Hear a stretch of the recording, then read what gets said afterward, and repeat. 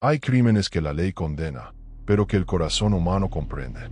En el año de 1932, cuando México apenas comenzaba a cicatrizar las heridas de una revolución que había desangrado al país, en las tierras húmedas y calurosas de Tabasco, donde los ríos Grijalva y Usumacinta tejen sus caminos entre la selva y los pantanos, existía un pequeño pueblo llamado Tamulté de las Sabanas.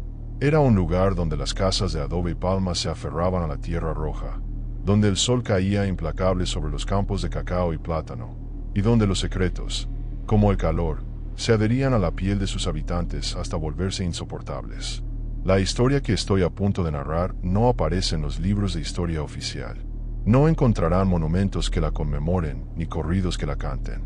Sin embargo, en los rincones más antiguos de Tamulté, entre susurros y miradas bajas, todavía se cuenta lo que sucedió en aquella casa al final del camino de tierra, donde vivía una mujer llamada Refugio Álvarez con su esposo Aurelio y su pequeña hija de 11 años, Carmen. Refugio había llegado a ese matrimonio como llegaban muchas mujeres de su época, por arreglo familiar, por necesidad económica, por destino impuesto. Tenía apenas 16 años cuando el padre de Aurelio, un hombre de tierras y ganado, había cerrado el trato con su propio padre, un campesino endeudado hasta el cuello. Aurelio era 20 años mayor que ella, un hombre corpulento de manos grandes y mirada pesada, que trabajaba como capataz en una finca cacaotera. No era el peor partido, decían. Tenía trabajo estable, una casa propia, y no bebía tanto como otros hombres del pueblo. Los primeros años del matrimonio transcurrieron en esa monotonía gris que caracteriza a tantas uniones sin amor. Refugio aprendió a cocinar como le gustaba a Aurelio, a lavar su ropa, a callarse cuando él llegaba de mal humor. Aprendió también a soportar sus noches, esas visitas nocturnas que ella recibía con los ojos fijos en el techo de palma, contando las vigas hasta que todo terminara. Cuando nació Carmen, Refugio sintió por primera vez en años que algo en su vida tenía sentido. Esa niña de ojos grandes y risa fácil se convirtió en su razón de existir, en la única luz dentro de aquella casa donde las ventanas permanecían cerradas incluso en los días más calurosos. Carmen creció como crecen los niños en los pueblos, corriendo descalza por los caminos, ayudando a su madre con las tareas del hogar, aprendiendo a moler el maíz en el metate y a cuidar las gallinas del corral. Era una niña alegre, de esas que iluminan una habitación con su presencia. Refugio la observaba jugar y pensaba que, a pesar de todo, había valido la pena. Su hija tendría una vida diferente, se prometía a sí misma. La enviaría a la escuela el mayor tiempo posible, le enseñaría a leer más allá de lo básico, le daría las herramientas para que nunca dependiera de un hombre como ella había tenido que depender. Pero el destino, ese cruel tejedor de tragedias, tenía otros planes. Todo comenzó a cambiar cuando Carmen cumplió 11 años. Fue un cambio sutil al principio, tan imperceptible como el paso de la niñez a la adolescencia. Refugio notó que su hija, antes tan parlanchina y risueña, comenzaba a guardar silencios largos. Sus ojos, aquellos ojos que solían brillar con curiosidad infantil, adquirieron una opacidad extraña, como si una sombra se hubiera instalado detrás de ellos. La niña dejó de jugar con las otras criaturas del pueblo, prefería quedarse en casa, pero tampoco en casa parecía estar cómoda. Se sobresaltaba con facilidad, especialmente cuando su padre llegaba de trabajo. Refugio atribuyó estos cambios a la edad. Es normal, le decían las otras mujeres del pueblo cuando ella expresaba su preocupación. Las niñas a esta edad se ponen raras, ya verás qué se le pasa. Pero una madre sabe. Algo en el instinto más profundo de Refugio le gritaba que aquello no era normal, que algo estaba terriblemente mal. Comenzó a observar más de cerca, a prestar atención a detalles que antes le habrían pasado inadvertidos. Notó que Carmen se tensaba cuando Aurelio la miraba, que la niña buscaba cualquier excusa para no quedarse a solas con él, que había comenzado a tener pesadillas, despertándose en medio de la noche con gritos ahogados que cortaban el silencio de la madrugada. Refugio intentó hablar con ella, pero Carmen se cerraba como una ostra, negaba con la cabeza y salía corriendo. El miedo en sus ojos era palpable, real, y Refugio podía sentirlo en su propio pecho como una garra que apretaba su corazón. Una tarde de julio, cuando el calor era tan intenso que hasta los pájaros habían dejado de cantar, Refugio tuvo que salir de casa para ir al pueblo. La tienda general había recibido un cargamento de tela, y ella necesitaba comprar algo para hacerle un vestido nuevo a Carmen. Aurelio había llegado temprano ese día, diciendo que el patrón les había dado la tarde libre por el calor. Carmen estaba en la casa. Refugio caminó bajo el sol abrasador con una sensación extraña en el pecho, un presentimiento que no podía nombrar pero que le hacía apretar el paso. Compró la tela rápidamente, sin detenerse a conversar con las otras mujeres como solía hacer. Algo la empujaba de regreso a casa, una urgencia inexplicable que hacía que sus pies se movieran más rápido de lo habitual por el camino polvoriento. Cuando llegó a la casa, todo parecía estar en calma, demasiado en calma. El silencio que la recibió no era el silencio normal de una tarde calurosa, sino algo más denso, más pesado. Dejó la tela sobre la mesa de la cocina y escuchó. Al principio no había nada, solo el zumbido de los insectos y el canto lejano de un gallo. Pero entonces lo oyó, un sollozo ahogado que venía de la habitación que compartía con Aurelio. Refugio sintió que algo se rompía dentro de ella mientras caminaba hacia esa puerta. Cada paso parecía durar una eternidad. Su mano tembló cuando alcanzó el picaporte de madera. Lo que vio cuando abrió esa puerta cambiaría el curso de su vida para siempre. Aurelio estaba inclinado sobre la cama, sobre el pequeño cuerpo de Carmen. La niña tenía el vestido desgarrado, los ojos cerrados con fuerza, las lágrimas corriendo por sus mejillas mientras ese hombre que debía protegerla cometía el acto más vil que un ser humano puede cometer contra su propia sangre. Hay momentos en la vida donde el tiempo se detiene, donde el cerebro se niega a procesar lo que los ojos están viendo porque la realidad es demasiado horrible para ser aceptada. Refugio se quedó paralizada en el umbral de la puerta durante unos segundos que parecieron años. Luego, algo primitivo y feroz despertó dentro de ella. No fue pensamiento, fue instinto puro, el instinto de una madre protegiendo a su cría. Gritó. Fue un grito que venía desde lo más profundo de su ser, un alarido que hizo que Aurelio se levantara sobresaltado. Por un momento, sus ojos se encontraron. En los de él, Refugio vio sorpresa, luego miedo, y finalmente, esa expresión que conocía tan bien, la certeza de que él era el hombre de la casa y que ella no era nadie para cuestionarlo. «Sal de aquí», le ordenó Aurelio con voz ronca, acomodándose los pantalones. «Esto no es asunto tuyo». Pero si lo era. Era el único asunto que había sido verdaderamente suyo en todos esos años de matrimonio. Refugio se abalanzó sobre él con una furia que ni ella misma sabía que poseía. Era una mujer pequeña, delgada, debilitada por años de trabajo duro y escasa comida, pero en ese momento tenía la fuerza de 10 hombres. Sus uñas arañaron el rostro de Aurelio, sus puños golpearon su pecho, su voz seguía gritando hasta que su garganta ardía. Aurelio la apartó de un empujón que la mandó contra la pared. Refugio sintió el dolor agudo en su espalda, pero no le importó. Se levantó de nuevo. Carmen se había hecho un ovillo en la esquina de la cama, temblando, cubriéndose con los restos de su vestido. La visión de su hija en ese estado le dio a Refugio una claridad terrible. «¿Cuánto tiempo?», preguntó con voz quebrada. «¿Cuánto tiempo llevas haciéndole esto a nuestra hija?». Aurelio no respondió. Se limitó a mirarla con esos ojos fríos, calculadores. Entonces sonrió, y fue esa sonrisa lo que terminó de romper algo fundamental en Refugio. Era una sonrisa de desprecio, de poder, de impunidad. La sonrisa de un hombre que sabía que podía hacer lo que quisiera en su propia casa, con su propia familia, y nadie lo detendría. «Meses», dijo finalmente, casi con orgullo. «Es mi derecho. Es mi hija, mi casa, mi familia. Un hombre puede hacer lo que quiera con lo que es suyo». Refugio sintió que el mundo se inclinaba bajo sus pies. Meses. Su bebé había estado sufriendo esa tortura durante meses mientras ella preparaba la comida, lavaba la ropa, vivía en la ignorancia. ¿Cómo no se había dado cuenta antes? La culpa y la rabia se mezclaron en su pecho formando una tormenta que amenazaba con destruirla. «Vete», le dijo Aurelio, señalando hacia la puerta. «Llévate a la mocosa si quieres. Pero si dices una palabra de esto a alguien, las mataré a las dos. Y nadie te va a creer de todas formas. Todos en el pueblo saben que las mujeres son mentirosas, chismosas. Inventan historias para causar problemas. Yo soy un hombre respetado, trabajo honradamente. Tú no eres nadie». Y tenía razón. Refugio lo sabía. En 1932, en un pueblo pequeño de Tabasco, ¿quién le creería a una mujer sobre un hombre establecido? Las mismas mujeres que se sentaban con ella en misa probablemente la culparían. Algo habrás hecho, dirían. Algo habrás dejado de hacer para que tu esposo buscara a la niña. Así funcionaba el mundo. Las leyes estaban escritas por hombres, para hombres.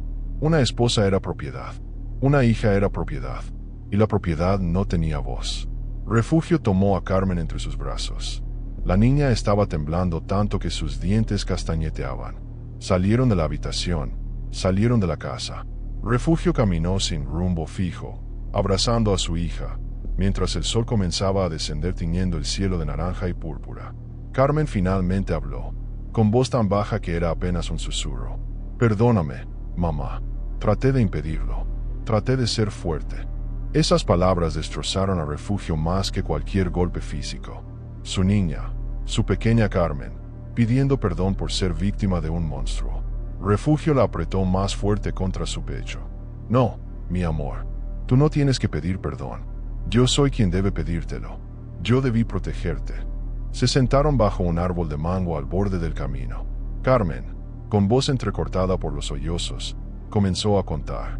Las palabras salían con dificultad, mezcladas con lágrimas y temblores. Había comenzado hacía 4 meses, en una noche que Refugio había tenido que ir a cuidar a su madre enferma en el pueblo vecino. Aurelio había entrado a su habitación. Al principio, Carmen pensó que era una pesadilla. Luego, cuando entendió que era real, trató de gritar, pero le tapó la boca con su mano enorme. Si dices algo, mataré a tu madre, le había susurrado al oído. Y será tu culpa. Desde entonces, cada vez que Aurelio tenía la oportunidad, cuando Refugio salía aunque fuera por unos minutos, o en las madrugadas cuando creía que su esposa dormía profundamente, visitaba a Carmen. La niña había aprendido a disociarse, a enviar su mente a otro lugar mientras su cuerpo sufría. Había pensado en contarle a su madre 1000 veces, pero el miedo la paralizaba. Miedo de no ser creída, miedo de que su madre se enfadara con ella, miedo de que Aurelio cumpliera su amenaza. Refugio escuchó todo con el corazón destrozado. Cada palabra era un cuchillo que se hundía más profundo en su alma. Había fallado en lo único que realmente importaba, proteger a su hija. Las lágrimas corrían por su rostro, pero en algún momento, mientras el sol desaparecía completamente en el horizonte y la oscuridad comenzaba a apoderarse del paisaje, algo cambió en su interior. La tristeza y la culpa comenzaron a transformarse en algo diferente. Algo frío, duro, implacable. Una determinación férrea que cristalizaba en su pecho como hielo bajo el calor tropical. Refugio entendió, con una claridad absoluta, que no había salida legal para esta situación. No había justicia para mujeres como ella, para niñas como Carmen. El sistema estaba diseñado para proteger a hombres como Aurelio. Si iba con el sacerdote, la culparían por no ser buena esposa. Si iba con las autoridades, probablemente se reirían de ella, o peor, la arrestarían por difamación. Y aunque lograra que alguien le creyera, aunque por algún milagro el peso de la ley cayera sobre Aurelio, ¿qué pasaría? En el mejor de los casos, una reprimenda, tal vez unos días en la cárcel. Luego volvería, más furioso que nunca, y cumpliría su amenaza de matarlas a ambas. En esta sociedad, en este tiempo, en este lugar, un hombre tenía derecho casi absoluto sobre su familia. Los golpes, los abusos, todo quedaba tras las puertas cerradas de cada hogar, y nadie intervenía en asuntos privados. Refugio comprendió que si quería salvar a su hija, si quería detener a ese monstruo, tendría que hacerlo ella misma, y tendría que estar dispuesta a pagar el precio. Regresaron a casa cuando la noche ya había caído completamente. Aurelio estaba sentado a la mesa, comiendo el guisado que Refugio había preparado esa mañana, como si nada hubiera pasado, como si no acabara de destrozar la inocencia de su propia hija. Levantó la vista cuando entraron, y en sus ojos había una advertencia clara. No digas nada, no hagas nada, o habrá consecuencias. Sirvan la cena, ordenó con la boca llena. Refugio llevó a Carmen a su habitación primero. Cerró la puerta y puso un baúl pesado contra ella, asegurándose de que nadie pudiera entrar. No salgas por ningún motivo, le dijo a su hija, acariciando su cabello. Pase lo que pase, no salgas. ¿Me entiendes? Carmen asintió, confundida pero demasiado exhausta emocionalmente para hacer preguntas. Refugio volvió a la cocina. Sus manos se movían mecánicamente mientras calentaba tortillas y servía más guisado. Su mente, sin embargo, trabajaba a toda velocidad. Había tomado una decisión, y ahora necesitaba el coraje para ejecutarla. Observó a Aurelio comer. Este hombre que había compartido su vida durante 15 años, el padre de su hija. Trató de encontrar en él algún rastro de humanidad, alguna señal de remordimiento. No había nada, solo satisfacción, saciedad, la tranquilidad de quien sabe que es intocable. Después de cenar, Aurelio se recostó en el petate de la sala, como hacía todas las noches. El calor era sofocante, típico de julio en Tabasco, esa humedad pegajosa que hace que hasta respirar sea un esfuerzo. En noches así, solía quedarse dormido rápidamente, exhausto por el trabajo y el clima. Refugio esperó, sentada en la cocina, escuchando su respiración volverse más profunda, más regular. Esperó hasta estar segura de que dormía profundamente. Entonces se levantó y comenzó sus preparativos. La casa, como la mayoría en el pueblo, tenía piso de tierra apisonada y paredes de bajareque, una mezcla de lodo, paja y estiércol seco. El techo era de palma seca, material abundante pero altamente inflamable. Refugio sabía esto. Todas las mujeres del pueblo lo sabían. El fuego era un peligro constante, especialmente en la temporada seca. Pero ahora, esa vulnerabilidad se convertiría en su arma. Con manos temblorosas pero determinadas, Refugio comenzó a reunir todo el material combustible que pudo encontrar.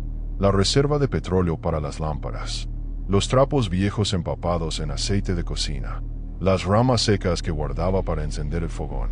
Los colocó estratégicamente alrededor de donde dormía Aurelio, en silencio absoluto, conteniendo la respiración cada vez que él se movía.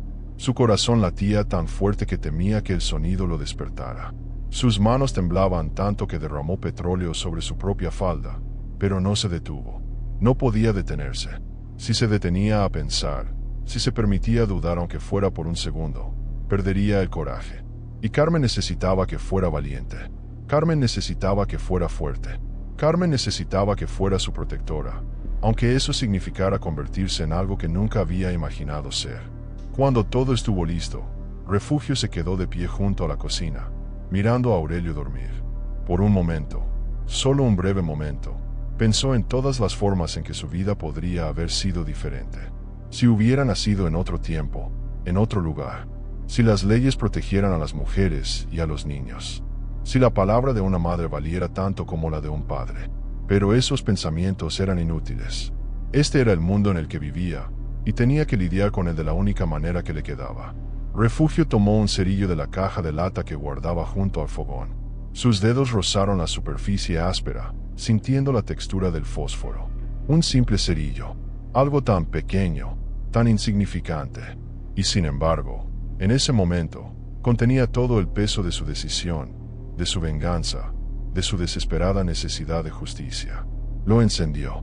La llama pequeña cobró vida con un siseo suave, iluminando su rostro en la oscuridad. Refugio observó esa luz danzante por un segundo, hipnotizada. Luego, sin permitirse pensar más, lo arrojó sobre los trapos empapados en petróleo. El fuego se extendió con una voracidad que incluso ella no había anticipado.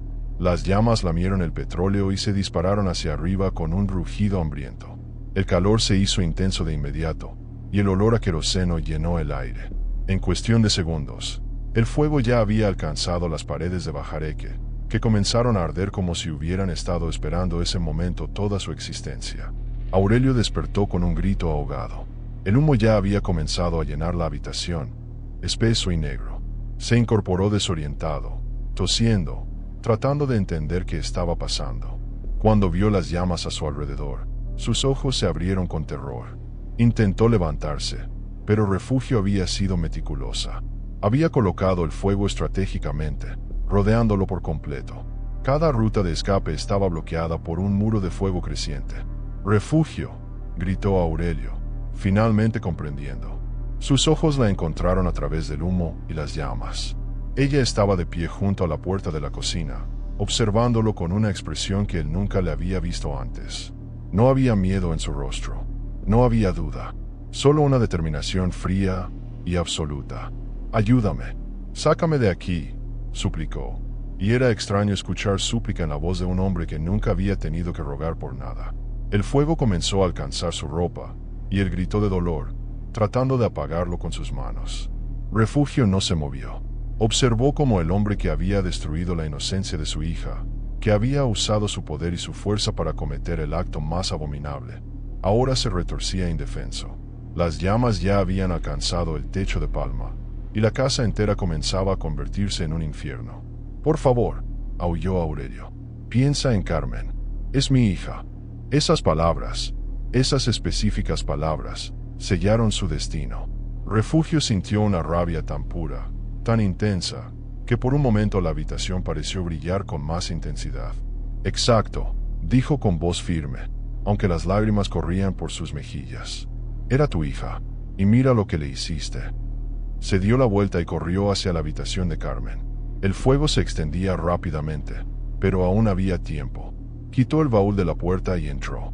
Carmen estaba acurrucada en la esquina, aterrorizada por los gritos y el olor a humo. Refugio la tomó en brazos con una fuerza que no sabía que poseía. «Cierra los ojos, mi amor. Cierra los ojos y no los abras hasta que yo te lo diga». Carmen obedeció, enterrando su rostro en el pecho de su madre. Refugio corrió hacia la puerta trasera de la casa, la que daba al corral de las gallinas. El fuego aún no había alcanzado esa zona. Pateó la puerta y salió a la noche calurosa, alejándose de la casa mientras detrás de ella, los gritos de Aurelio se mezclaban con el crepitar de las llamas. Corrió hasta estar a una distancia segura. Luego se detuvo y se dejó caer de rodillas, todavía abrazando a su hija. Carmen seguía con los ojos cerrados, temblando. Refugio la meció suavemente, susurrándole palabras de consuelo mientras la casa detrás de ellas se consumía en un resplandor naranja que iluminaba la noche. Los gritos de Aurelio eventualmente cesaron. El silencio que siguió fue ensordecedor, roto solo por el rugido del fuego devorando madera, paja y carne. Refugio no sintió satisfacción, no sintió alivio, solo un vacío profundo y la certeza de que había cruzado una línea de la que no había retorno. Los vecinos comenzaron a llegar, alertados por el resplandor y el humo. Salían de sus casas con cubetas de agua, pero ya era demasiado tarde. La estructura completa estaba envuelta en llamas. Era imposible acercarse. Algunos preguntaban por Aurelio. Refugio, con Carmen todavía en sus brazos, simplemente señalaba hacia el infierno que había sido su hogar. «Estaba dormido», decía con voz hueca. «No pude salvarlo. El fuego se extendió muy rápido». Y era cierto, en cierto modo. El fuego se había extendido muy rápido. Lo que no mencionaba era que ella había garantizado que así fuera. Los vecinos la miraban con compasión. Una mujer que acababa de perder su hogar y su esposo. Algunos la abrazaban, otros le ofrecían refugio para la noche. Nadie sospechaba. ¿Por qué habrían de hacerlo? Los incendios eran comunes. Las casas de Palma ardían con facilidad. Era una tragedia, sí, pero una tragedia natural. Refugio pasó esa noche en casa de una vecina, la señora Matilde, una mujer mayor que había enviudado años atrás. Carmen se durmió finalmente, exhausta por el trauma emocional, acurrucada junto a su madre en un petate prestado. Refugio no durmió. Permaneció despierta toda la noche, mirando el techo, escuchando la respiración de su hija, procesando lo que había hecho. Había matado a un hombre, había quitado una vida. Por muy monstruoso que fuera Aurelio, por muy merecido que pudiera estar su destino, ella había cruzado esa línea, y tendría que vivir con eso por el resto de su vida. Pero cuando miraba a Carmen, cuando veía a su niña dormir sin las pesadillas que la habían atormentado las últimas semanas, sabía que lo haría de nuevo sin dudarlo. A la mañana siguiente, cuando el sol salió sobre Tamulte de las Sabanas, lo hizo sobre las ruinas humeantes de lo que había sido la casa de la familia Álvarez. Los restos carbonizados de Aurelio fueron encontrados entre los escombros ennegrecidos. Su cuerpo estaba tan quemado que era apenas reconocible, una forma retorcida que alguna vez había sido humana.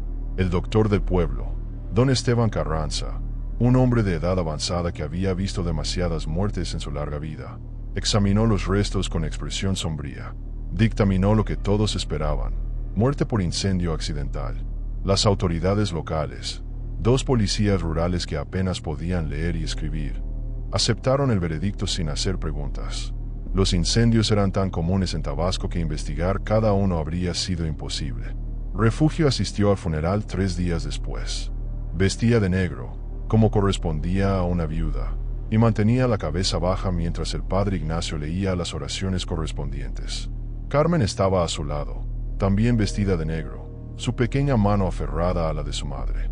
El pueblo entero había acudido, no tanto por respeto a Aurelio, sino porque en comunidades pequeñas, los funerales eran eventos sociales obligatorios. Las mujeres del pueblo rodeaban a Refugio con palabras de consuelo. «¡Qué tragedia tan terrible!», decían. «Quedarte viuda tan joven, con una niña que criar. Dios tiene sus razones, aunque no las entendamos». Refugio asentía, aceptaba los abrazos, murmuraba agradecimientos. Por dentro, cada palabra de condolencia era una puñalada de ironía. Si supieran, si tan solo supieran la verdad. Pero nadie sabía, y nadie sabría. Refugio se había asegurado de eso. Después del funeral, la vida continuó con esa persistencia obstinada que caracteriza a la existencia humana. Refugio y Carmen se mudaron a una pequeña habitación que les prestó la señora Matilde. Refugio consiguió trabajo lavando ropa para las familias más acomodadas del pueblo. No pagaban mucho, pero era suficiente para sobrevivir. Carmen volvió a la escuela, aunque los primeros días fueron difíciles. Los otros niños la miraban con curiosidad morbosa. La niña cuyo padre había muerto quemado. Pasaron las semanas, luego los meses. Refugio observaba a su hija con atención obsesiva, buscando señales de recuperación o de daño permanente. Carmen no hablaba de lo que Aurelio le había hecho. Era como si su mente hubiera colocado esos recuerdos en una caja cerrada con llave en lo más profundo de su ser. Pero lentamente, gradualmente, la luz comenzó a regresar a sus ojos. Empezó a sonreír de nuevo, a jugar con otros niños, a dormir toda la noche sin despertarse gritando. Refugio tomaba estos pequeños avances como señales. Había hecho lo correcto, o si no lo correcto, al menos lo necesario. En las noches, cuando no podía dormir, a veces veía el rostro de Aurelio en las sombras, escuchaba sus gritos finales. Pero entonces miraba a Carmen durmiendo pacíficamente a su lado, y el peso de la culpa se hacía más ligero. No había arrepentimiento, solo la aceptación fría de lo que había tenido que hacer. Un día, aproximadamente 6 meses después del incendio, una mujer desconocida llegó al pueblo. Era mayor, tal vez de unos 60 años, y preguntó específicamente por Refugio Álvarez. La señora Matilde la llevó a la habitación donde vivían Refugio y Carmen. La mujer se presentó como Soledad Méndez, hermana del difunto Aurelio. Refugio sintió que su corazón se detenía. Nadie le había mencionado que Aurelio tuviera una hermana.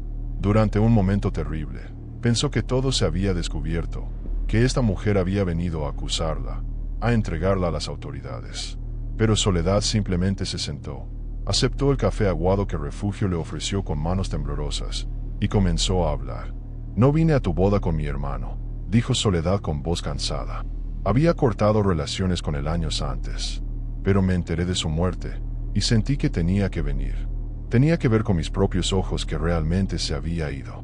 Refugio no dijo nada, esperando, el miedo formando un nudo en su garganta. «Mi hermano no era un buen hombre», continuó Soledad, mirando fijamente su taza de café. «Nunca lo fue. Cuando éramos niños, ya mostraba tendencias. Cosas que hacía con los animales, con los niños más pequeños del pueblo. Mi madre lo justificaba siempre. Los niños son así», decía. «Ya se le pasará». Pero nunca se le pasó. Solo empeoró. La mujer levantó la vista y miró directamente a Refugio. En sus ojos había un conocimiento terrible, una comprensión que no necesitaba palabras. «Tuve una hija», dijo Soledad suavemente. «Murió cuando tenía 12 años. Se ahorcó en el granero. Encontré una carta escondida bajo su colchón. En ella, describía lo que su tío Aurelio le había estado haciendo durante años. Confronté a mi hermano. Él se rió en mi cara. Dijo que yo no tenía pruebas, que nadie me creería. Y tenía razón. Nadie me creyó, ni siquiera mi propio esposo». Las lágrimas corrían silenciosamente por las mejillas de Soledad. Refugio sintió que algo se rompía en su pecho. No estaba sola. No era la única que había sufrido por culpa de ese monstruo. «Por eso corté relación con él», continuó la mujer. «No podía soportar verlo, sabiendo lo que era, sabiendo que seguía libre, probablemente lastimando a otras niñas. Y ahora estás tú, viuda tan joven, con una hija de la misma edad que tenía la mía cuando se fue. Soledad tomó las manos de Refugio entre las suyas. Eran manos ásperas, trabajadas, manos de mujer que había conocido el sufrimiento. No sé qué pasó realmente esa noche, dijo en voz baja, y no quiero saberlo. Pero si hubo justicia en ese fuego, si de alguna manera el universo finalmente cobró lo que mi hermano debía, entonces estoy agradecida. Vine a decirte eso, a decirte que no estás sola, que entiendo lo que es vivir con un secreto que te come por dentro. Las dos mujeres se miraron en silencio, compartiendo un entendimiento que iba más allá de las palabras. Soledad se quedó en el pueblo solo un día más. Luego se fue como había llegado, desapareciendo en el camino polvoriento. Pero su visita dejó algo en Refugio, la confirmación de que Aurelio había sido exactamente el monstruo que ella sabía que era, y que su muerte había sido, si no justicia legal, al menos justicia cósmica. Los años pasaron. Carmen creció y se convirtió en una joven fuerte y resiliente. Refugio nunca se volvió a casar. Dedicó su vida a su hija, trabajando incansablemente para darle las oportunidades que ella nunca había tenido. Carmen terminó la escuela primaria, algo inusual para las niñas de esa época, y luego consiguió trabajo como maestra en un pueblo cercano. Se casó con un hombre bueno, tuvo 3 hijos, y vivió una vida que, aunque no sin dificultades, estuvo llena de amor y respeto. Refugio envejeció en Tamulte de las Sabanas, convirtiéndose en una figura respetada en la comunidad. Las mujeres jóvenes acudían a ella en busca de consejo. Sin saberlo, muchas le confiaban sus propios secretos oscuros, sus propios sufrimientos a manos de esposos o padres abusivos. Refugio escuchaba, ofrecía consuelo y, cuando podía, ayudaba de maneras discretas pero efectivas. Murió en 1972, a la edad de 56 años, rodeada de su hija, sus nietos y varias mujeres del pueblo que la consideraban una segunda madre. Sus últimas palabras fueron para Carmen, susurradas tan bajo que solo su hija pudo escucharlas. Hice lo que tenía que hacer, y lo haría de nuevo.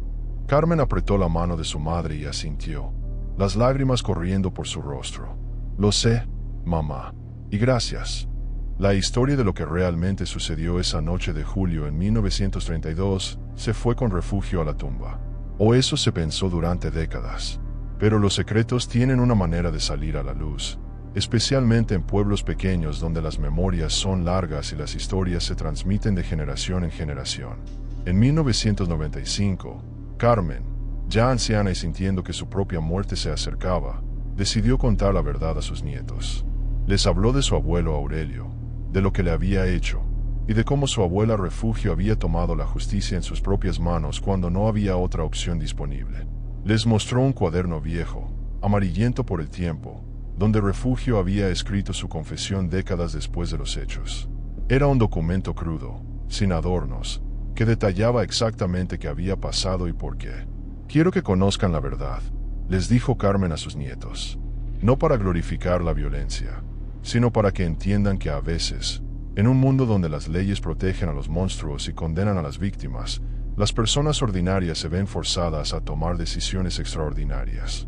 Mi madre no era una asesina. Era una mujer desesperada que hizo lo único que podía hacer para salvar a su hija.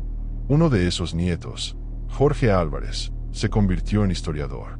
Fascinado por la historia de su bisabuela, comenzó a investigar, a desenterrar registros antiguos, a entrevistar a los pocos sobrevivientes que aún recordaban esos tiempos. Descubrió que la historia de Refugio no era única. En toda Latinoamérica, en esa época y aún en tiempos más recientes, había mujeres que habían tomado acciones desesperadas para proteger a sus hijos de padres, esposos o parientes abusivos. La mayoría había sido castigadas severamente.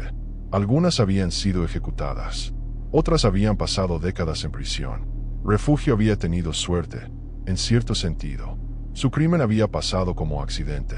Había vivido libre, había visto a su hija recuperarse y prosperar. Pero Jorge se preguntaba, ¿cuántas otras mujeres no habían tenido esa suerte?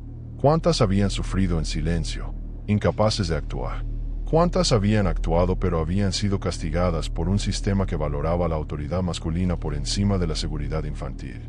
Estas preguntas lo llevaron a escribir un artículo académico sobre el caso, que fue publicado en una revista de historia social en 2010. El artículo generó controversia. Algunos lo acusaron de justificar el asesinato.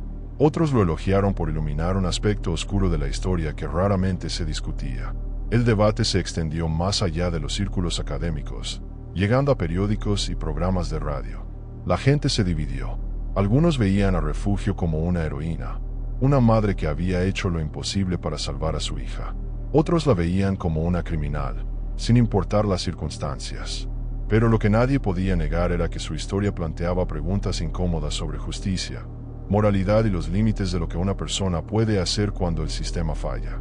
En Tamulté de las Sabanas, donde todo había comenzado, la historia de Refugio Álvarez se convirtió en leyenda local.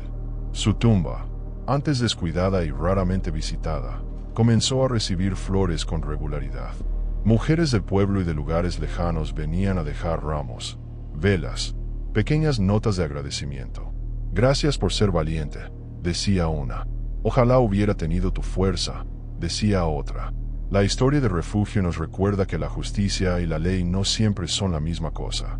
Que hay momentos en la historia donde las personas se han visto forzadas a elegir entre obedecer las reglas de una sociedad injusta o proteger a quienes aman.